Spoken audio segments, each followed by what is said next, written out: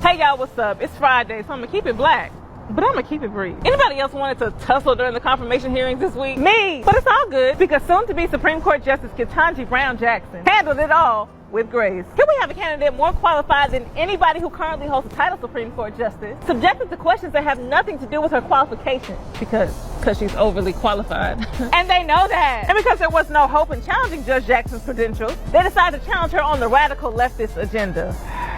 Y'all be the first ones to talk about propaganda, but talk about the radical left every chance you get. I'm telling y'all, they tried to bait this lady, probing her about her belief system regarding critical race theory, abortion, gay marriage, and even her definition of what a woman is. Now, what they were trying to do was employ the Southern strategy, the use of dog whistles to signal to the hardworking, Christian-presenting white Americans that this particular nominee may actually be out to get their fundamental way of living. However, all they ended up doing was revealing that they would like to keep America set up to protect, defend, and empower inequity, inequality, and bigotry, period. All the while using their own personal bias to try to paint this lady as an activist judge. Let's pause for a teachable moment. In case you didn't know, selecting a judge is about finding a person willing to set aside their personal biases in order to interpret the Constitution of the law. And let me tell you something, you don't have to be an activist judge in order to interpret the law in a way that protects, defends, and empowers the natural, certain unalienable, and unenumerated rights of all Americans, as stated in the United States Constitution. And while we talking about the United States Constitution, oh Lord, here she go. The Constitution was written within a racist, sexist, and bigoted society for people who wanted to uphold a racist, sexist, and bigoted society. And therein lies the problem. Talk to them. Personal belief systems have historically been conflated with the law in order to constrict the rights of minority groups, when the only belief system, as stated in the United States Constitution, the Bill of Rights, and the Declaration of Independence, that we should be going by is that all people have fundamental rights that the U.S. government should protect. The only thing is that they did not foresee that blacks, women, gays, and immigrants would be considered people one day. So over time, they erected legal structures that protected their rights to impede upon our rights.